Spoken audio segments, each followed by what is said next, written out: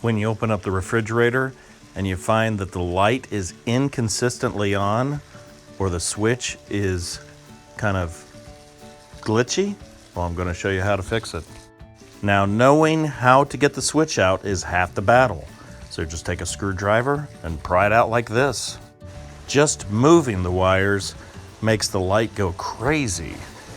Now is a good time to unplug the refrigerator, and you pull the plug out by pulling these ears back and then pull the plug apart.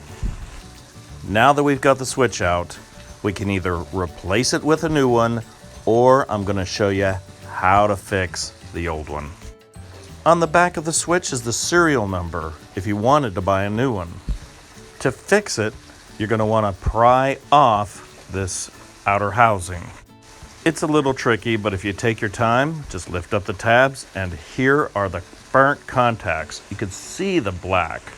If I separate the contacts with a screwdriver, you can see how bad it is in there. Now these contacts, they just lift right out, so you can take your time and get them clean. To clean these contacts, you can use a piece of sandpaper, or the sponge by the sink seems to be working just fine. It is best if you take a piece of sandpaper or an emery cloth and get the contacts really flat. This step isn't absolutely necessary, but I like to clean out the old carbon inside the switch. Now when you get it all back together, it should look like this. Make sure that the contacts are very tight.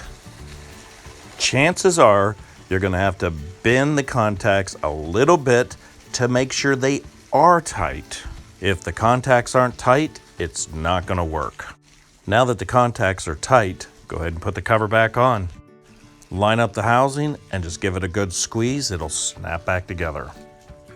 Now that the switch is all cleaned up, go ahead and hook the wires back up and slide it right back into the refrigerator like this.